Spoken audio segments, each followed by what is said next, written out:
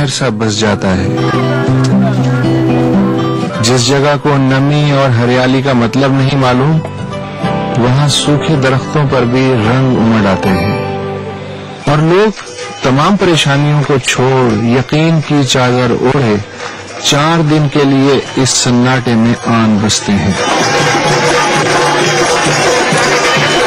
शहर में होती हम लोग को फिक्र होती, देखो अभी इधर कोई फिक्र नहीं। मैं मुसलमान हूँ, लेकिन मैं इन पर अकीदे रखता हूँ।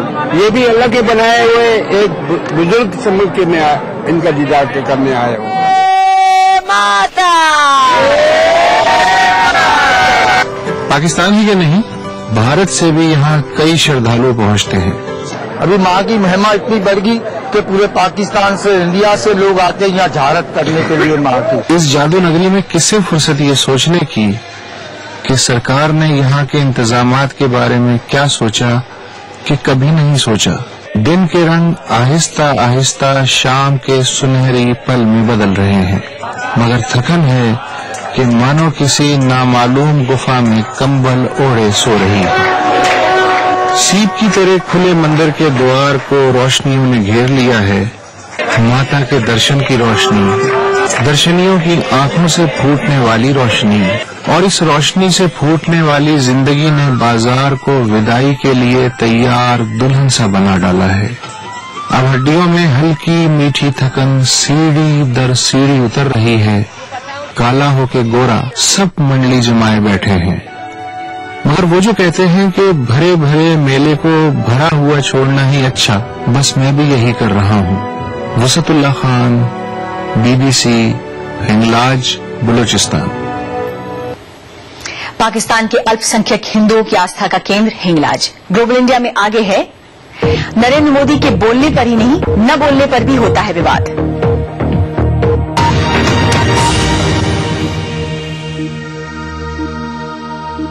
सदेश नहीं कोई दूजा, यहाँ चरणों की हो पूजा। के हर सफर में साथ दें एक्वालाइट फुटवेयर, हर कदम विश्वास के साथ। कितना अच्छा होता कि हम सब चमगादड़ होते। सपोज तो अंधेरे में भी आसानी से देख सकते, नहीं? पर हम तो इंसान है। आउच। तो भैया इंसान हो तो इंसानों की तरह जियो और घर में करो वेलकम महिंद्रा पावरऑल इन्वर्टर को। महिंद्रा पावरऑल इन्वर्टर और HUPS करंट जिंदगी का। आपके सुझाव के लिए बहुत बहुत धन्यवाद। ये एक शुरुआत है, हम एक साथ मिलकर बदलाव लाएंगे और इस कोशिश में आपका सहयोग महत्वपूर्ण है। मुझसे सीधा संवाद कीजिए गूगल प्लस हैंगआउट पर 29 मार्च 2013 को 7:30 बजे।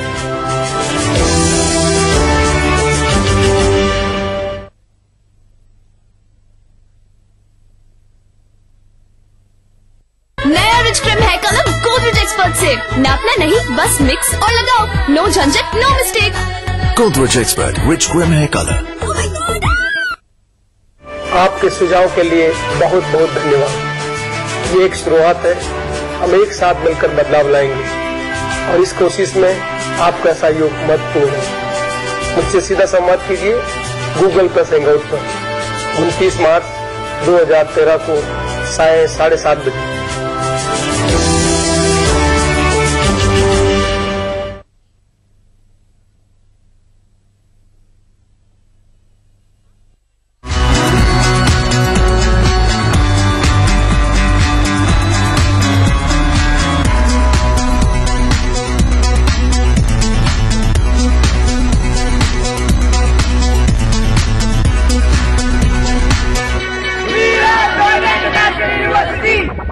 जो भी देखे बस देखता रह जाए, जब त्वचा गुनगुनाए। कोकोनट के गुणों वाला वीनस सोप। अब त्वचा को गुनगुनाने दो। 98.3 FM Radio Mirchi, Times of India in association with MIT International School presents Nilansh Group, Mirchi War of Corporates, Season 2, powered by Sukriti Structures Private Limited.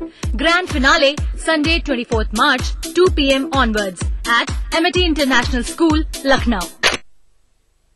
तमाम रोशनी के बीच जिसने पल के नहीं झपका, जो लगातार चला रेड कारपेट पर, बिना विश्वास डगमगाए, जिसकी शोहरत ने छुआ बुलंदियों को पूरे हफ्ते। मैं पराग छापेकर उस कार को लाऊंगा आप तक। दिल से हर रविवार दोपहर 3:30 बजे।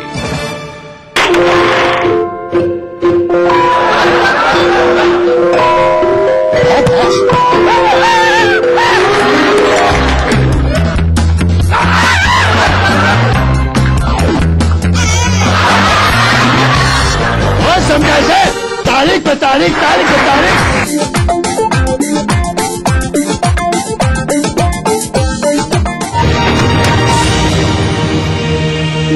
लंदन में बीबीसी ब्रॉडकास्टिंग हाउस से आप देख रहे हैं ग्लोबल इंडिया।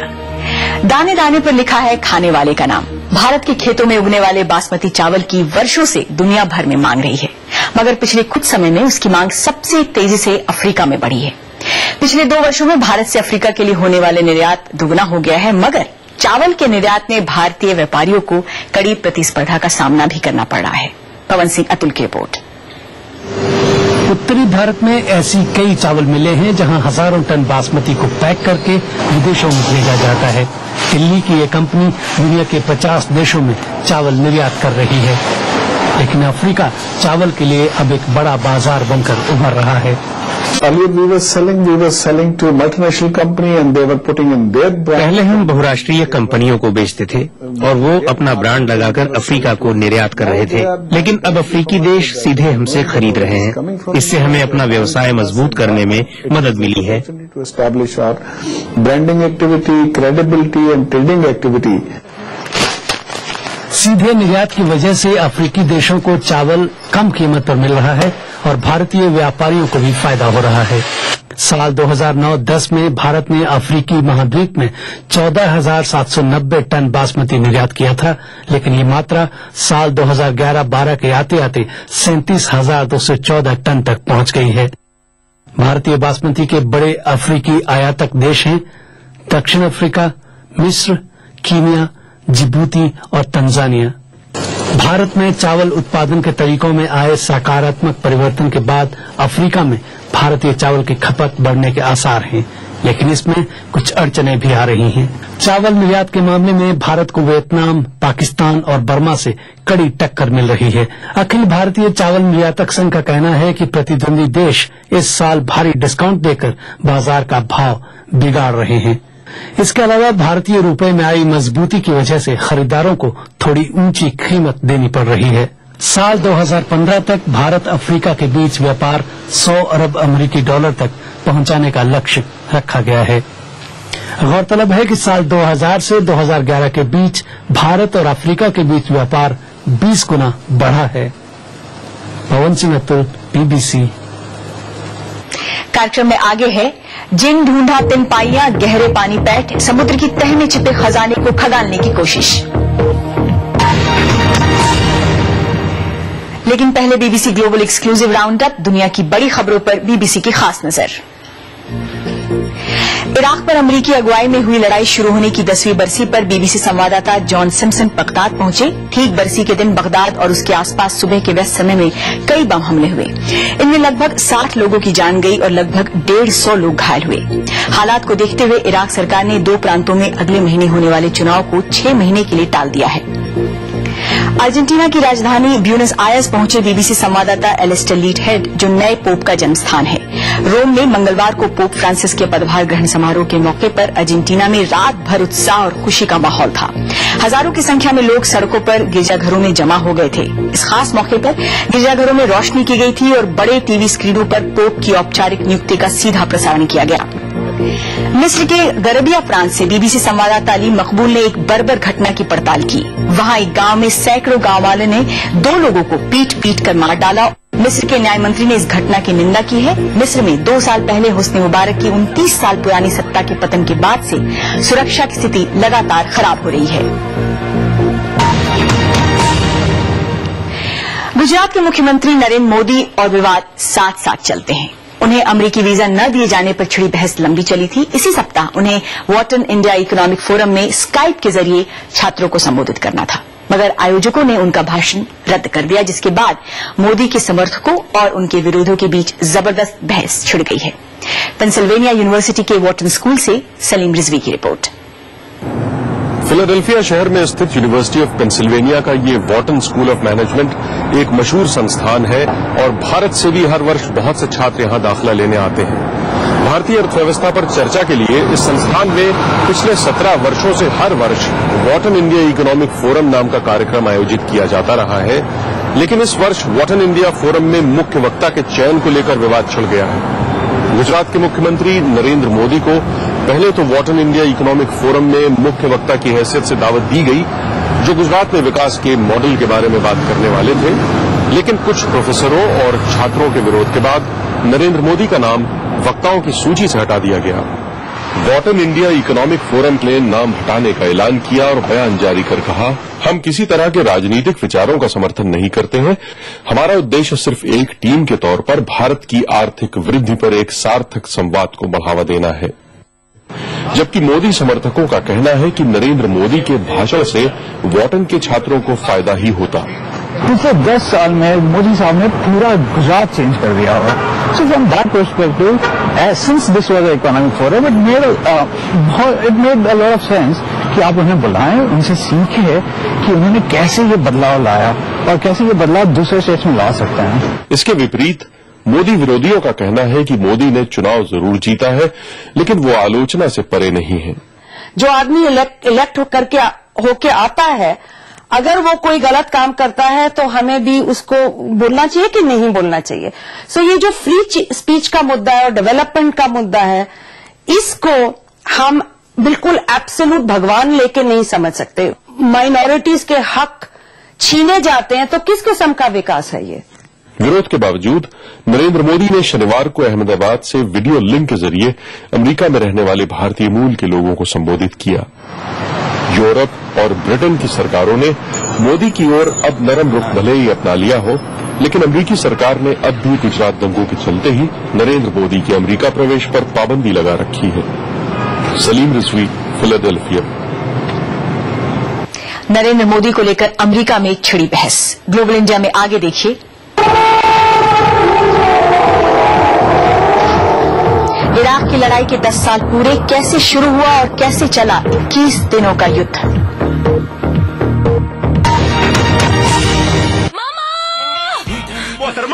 मामा, बेबी, मामा, मिया,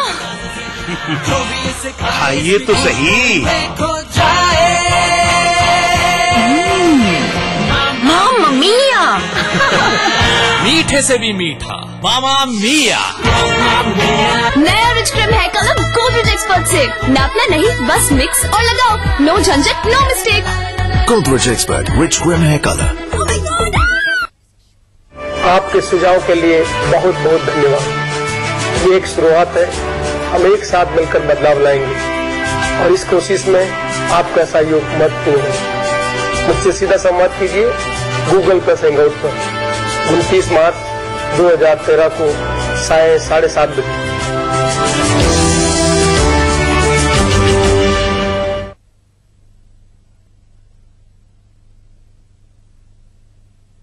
क्या आप अपने चेहरे पर कील मुहासों के दाग, धब्बों, झाइयों से परेशान हैं? तो इनसे छुटकारा पाने का एकमात्र समाधान मेलाज स्किन क्रीम, एली फार्मास्यूटिकल्स द्वारा निर्मित। आपके सुझाव के लिए बहुत बहुत धन्यवाद।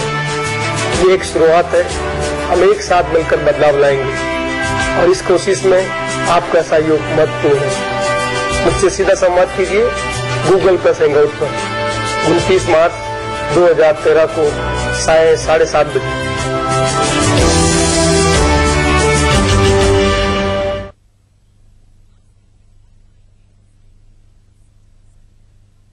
यही है, यही तो है मेरी शान। यही है, यही तो है हमारी शान। यही तो है हमारी शान।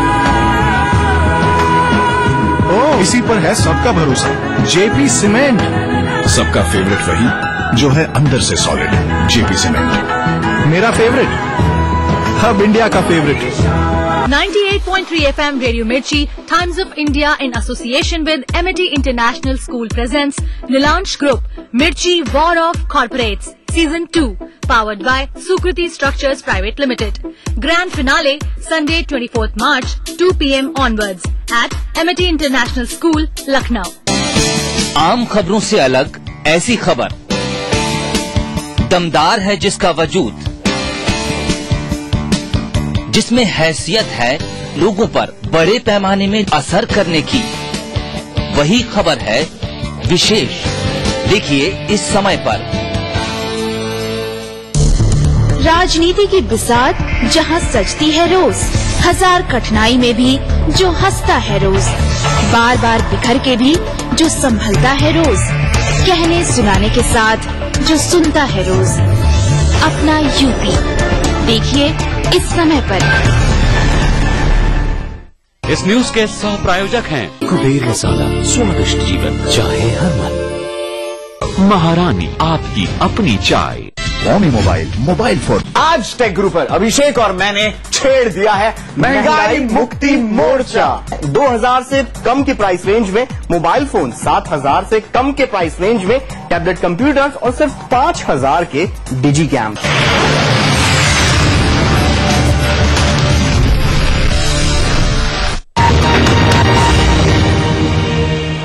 नमस्कार, मैं हूं रूपा झा। स्वागत है आप सबका ग्लोबल इंडिया में। धरती, जंगल और पहाड़ों को खोदने के बाद इंसान अब उन जगहों की तलाश में है जहां से उसे कच्चा माल मिल सके। पिछले सप्ताह हमने ग्लोबल इंडिया में आपको दिखलाया था चांद पर खनन के मंसूबों के बारे में। अब एक ब्रितानी कंपनी 4000 मीटर की गहराई से तांबे और कांसे जैसे धातुओं को निकालने की तैयारी कर रही है। बीबीसी की विशेष रिपोर्ट। इंसान ने समुद्र की गहराइयों में अपने लिए संसाधनों की खोज का एक नया मिशन शुरू किया है। वो संसाधन जिन पर इंसान हमेशा से निर्भर रहा है। अनुसंधान के काम में जुटा ब्रिटेन का जहाज जेम्स कुक इस मिशन का खास हिस्सा है। जहाज पर मौजूद रोबोटिक सबमरीन 3 मील की गहराई तक समुद्र में डुबकी लगाती है। यहाँ जो पत्थर मौजूद हैं वो बहुमूल्य खनिजों से लदे पड़े हैं, जिनकी कीमत जमीन पर पहुंचते ही करोड़ों में होगी। यही वजह है कि ब्रिटेन की नई कंपनी यूके सीबेड रिसोर्सेज समुद्र तल में खनन की योजना बना रही है। लॉकहीड मार्टिन की यह कंपनी समुद्र की गहराइयों से पत्थरों के बहुमूल्य टुकड़े और जटाएं खोज कर लाने में जुटी है। हमारी योजना है कि हम समुद्र तल में 4000 मीटर की गहराई पर इन मशीनों के साथ गोता लगाएं। इसके जरिए हम समुद्र तल पर इन मशीनों को तैराएंगे और तलहटी पर मौजूद चीजों का खनन करेंगे। यह तरीका पर्यावरण के लिहाज से भी सुरक्षित है। लेकिन समुद्र तल की सुरक्षा से जुड़ी संयुक्त राष्ट्र की संस्था का कहना है कि इससे होने वाले नुकसान या फायदे के बारे में कुछ भी कहना फिलहाल बहुत जल्दी होगा। किसी ने अभी तक इस काम को व्यावसायिक स्तर पर नहीं किया है। लोगों ने इस तकनीक को परखा जरूर है, लेकिन समुद्र में खनन की शुरुआत और मुनाफे से बहुत दूर है। हमारे पास इस बात का भी कोई अध्ययन नहीं है कि समुद्र के गर्भ में 10 साल से ज्यादा खनन समुद्री जीवन पर क्या असर डालता है। सवाल कई हैं, लेकिन समुद्र में खनन अरबों का सौदा हो सकता है। लेकिन अंत में पर्यावरण पर इसका क्या असर होगा, ये फिलहाल कोई नहीं जानता। समुद्र की गहराई में खुदाई की कोशिशें, साइबर चोरी से कंपनियां परेशान और माइक्रोसॉफ्ट ने समझी ऐप्स के बाजार की अहमियत। क्लिक के साथ हैं नेहा भटनागर। साइबर चोर 12 लाख कंप्यूटरों में सेंध लगाकर विज्ञापन देने वाली कंपनियों को हर महीने 25 करोड़ रुपए का चूना लगा रहे हैं। अभी कैमेलियन नाम के एक नए कंप्यूटर प्रोग्राम का पता लगा है, जिससे ऐसे सैकड़ों वेबसाइटों पर मौजूद विज्ञापनों पर अपने आप 9 अरब क्लिक हो गए और हर क्लिक पर कंपनी की कमाई हुई। अपने ऐप स्टोर्स में जान डालने की कोशिश में जुटे माइक्रोसॉफ्ट ने डेवलपर्स को हर ऐप के लिए 5,500 रुपए देने की पेशकश की है। माइक्रोसॉफ्ट के मोबाइल और डेस्कटॉप ऐप स्टोर्स पर केवल 35,000 ऐप्स हैं, जबकि उसके प्रतिद्वंदी iOS और एंड्रॉयड पर लाखों ऐप्स मौजूद हैं। ब्लैकबेरी ने भी पिछले दिनों ऐसे ही इनाम से डेवलपर्स को रिझाया था। दूर-दराज के इलाकों में जहां मोबाइल सिग्नल नहीं हो, वहां काम आते हैं सैटेलाइट फोन, लेकिन वो भारी भरकम और महंगे होते हैं। पर अब सैट स्लीव नाम की एक एक्सेसरी आईफोन को ही सैटेलाइट फोन बना देगी। इसे बनाने वाली कंपनी थोराया को उम्मीद है कि इसकी खोज से ज्यादा लोग सैटेलाइट टेक्नोलॉजी का फायदा उठा सकेंगे। टेक्नोलॉजी की दुनिया की हलचल। अगले सप्ताह आप देखेंगे बिहार के किसान कैसे लिख रहे हैं कामयाबी की नई कहानी। उनके खेतों में उग रही है ऐसी फसल जिस पर है दुनिया भर की नजर, और चर्चा ऐसी सवारी की जिसका नामो निशान अपनी जन्मभूमि से मिट चुका है, मगर भारत में वो है शान की सवारी। इराक पर अमेरिका और ब्रिटेन ने 10 साल पहले 19 मार्च को हमला शुरू किया था। गठबंधन सेनाओं को बगदाद तक पहुंचने और सद्दाम हुसैन की मूर्ति को खींचकर गिराने में कुल 21 दिन का वक्त लगा। लड़ाई के खत्म होते ही हमारे सहयोगी राजेश प्रियदर्शी जॉर्डन से बगदाद पहुंचे थे। बीबीसी वर्चुअल स्टूडियो से राजेश बता रहे हैं कैसे लड़ी गई थी इराक की लड़ाई। बुश ने सद्दाम हुसैन को सत्ता छोड़कर बगदाद से चले जाने के लिए 2 दिन की मोहलत दी थी। सद्दाम हुसैन ने ऐसा नहीं किया, जिसके बाद हमले शुरू हो गए। अमेरिका ने अपनी सैनिक ताकत दिखाते हुए पहले हमले में अपने युद्धपोतों से 40 क्रूज मिसाइलें दागी।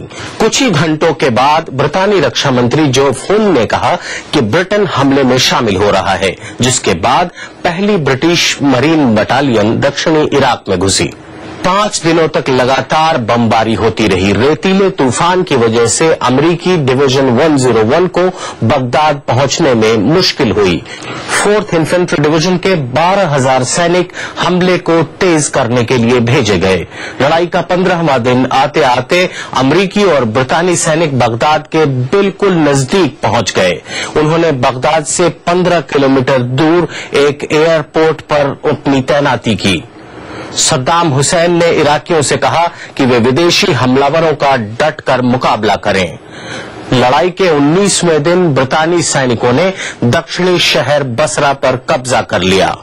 अमेरिकी सेना का शिकंजा बगदाद पर कसने लगा तो इराकी सूचना मंत्री सईद अल सहाफ ने कहा कि उनकी सेना जमकर मुकाबला करेगी और आत्मसमर्पण नहीं करेगी। हमले के 21वें दिन अमेरिकी सैनिक बगदाद के मुख्य चौराहे तक पहुंच गए और वहां खड़ी सद्दाम हुसैन की मूर्ति गिरा दी। ये दुनिया के लिए एक संदेश था कि अब सद्दाम हुसैन के हाथों में इराक की सत्ता नहीं है। इराक की लड़ाई इस मायने में पिछली लड़ाइयों से अलग थी कि वो सैटेलाइट टीवी के दौर की लड़ाई थी, जिसमें युद्ध के नाटकीय दृश्य लोगों के घरों तक पहुंच रहे थे। आप शायद ही भूले होंगे इन दृश्यों को। At this hour, American and coalition forces are in the early stages of military operations to disarm Iraq.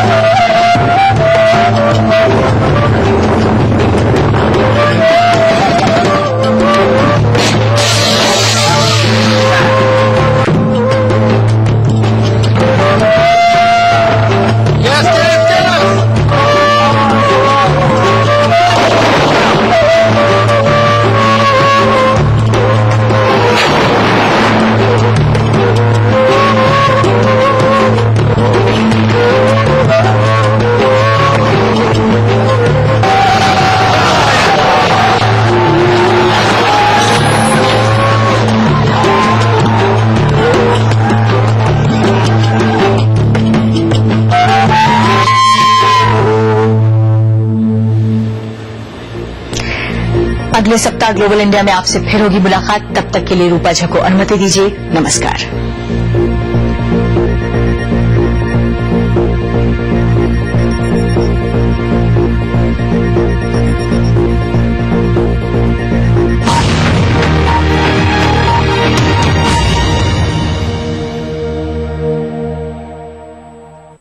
आबादी करीब 20 करोड़, फिर भी रह गए पिछड़े। कमी नहीं है संसाधनों की, फिर भी नहीं सुधरे हालात। आजादी से आज तक चलता रहा वादों और दावों का सिलसिला। मिला कुछ, अधूरा रह गया बहुत कुछ। कहां रह गई कमी? क्यों रह गए अल्पसंख्यकों की तरक्की के ख्वाब अधूरे? देखिए सरकारों के दावों और हालात की सच्चाई दिखाता कार्यक्रम अधूरे ख्वाब इस समय पर।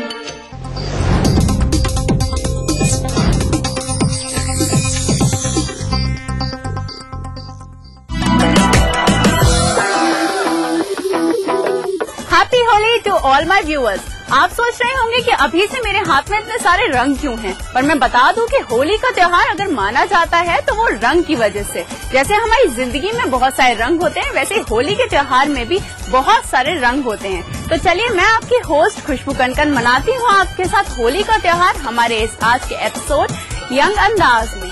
हैप्पी होली!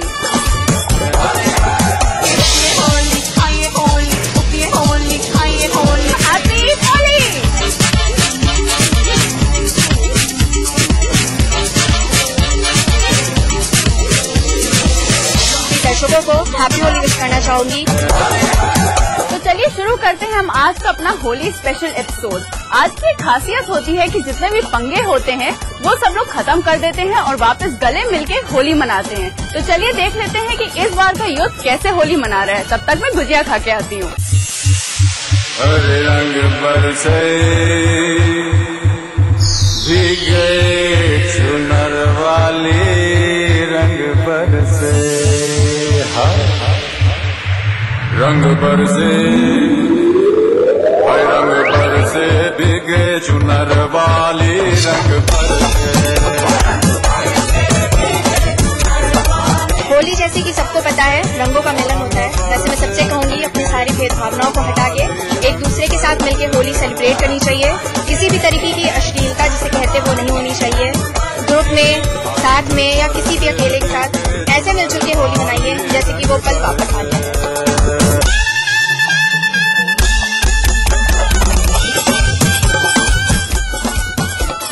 सभी दर्शकों को हैप्पी होली विश करना चाहूंगी।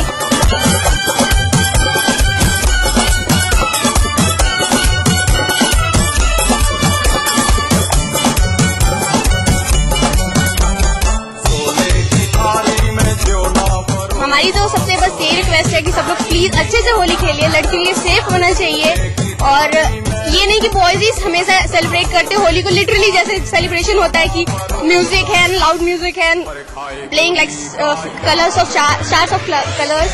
तो हमें भी वैसे ही खेलना चाहिए कि हम लोग को भी फ्रीडम मिलेगी, हम लोग भी बहुत अच्छे से खेले, पूरा कलर हो, म्यूजिक हो, एंजॉय करें और सेफ, सबसे बड़ी बात सेफ होनी चाहिए हम लोग के। And happy Holi again.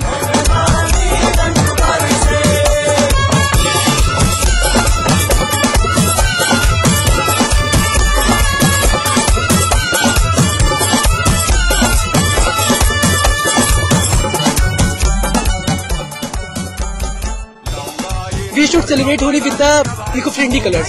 The colors which have been made from the trees and the leaves and from the flowers.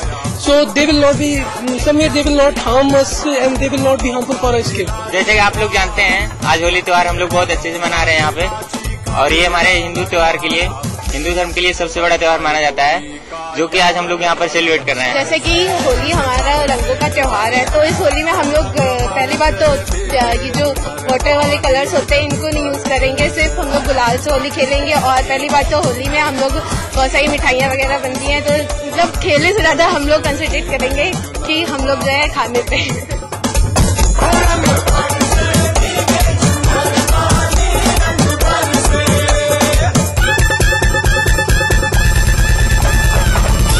Holi की ढेर सारी शुभकामनाएं। जैसा कि हम जानते हैं होली रंगों का त्योहार है, डिफरेंट डिफरेंट कलर को यूज करके अपने जीवन में एक नई आत्मीयता को भर देना, यही मतलब होता है होली का। नए एस्पेक्ट्स जो पुराने जीवन की क्या कथाएं हैं उसे बोल करके जीवन में एक नए फ्यूचर, एक नए एस्पेक्ट के साथ, एक नए होप के साथ जीवन में आगे बढ़ना है। सभी को होली की ढेर सारी विशेष। नारियों की सुरक्षा करें, सेव करें, उन्हें पूरी तरीके से प्रोटेक्ट करें, यही हमारी इस होली में एक नए एम के तरीके से होली मनाने का नया उपयोग है।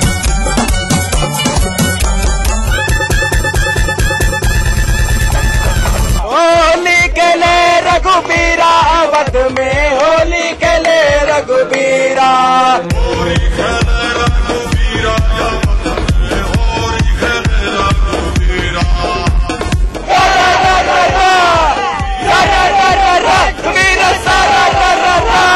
अपने सारे ही यहाँ के टीचर्स को, CS थर्ड ईयर के जितने भी टीचर्स हैं, फैकल्टी मेंबर्स हैं और जो हमें पढ़ा चुके हैं, जो यहाँ से जा चुके हैं, उन सभी को हम लोग आज साथ में मिलके उन्हें होली की शुभकामनाएं देना चाहते हैं।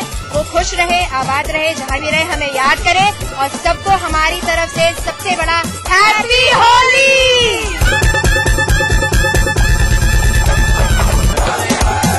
वेल, अभी तक आपने ये जो हमारा यूथ है वो कितने मजे से होली का त्योहार सेलिब्रेट कर रहा है। मेरा भी मन कर रहा है कि मैं इनके साथ जाके सेलिब्रेट करूं। और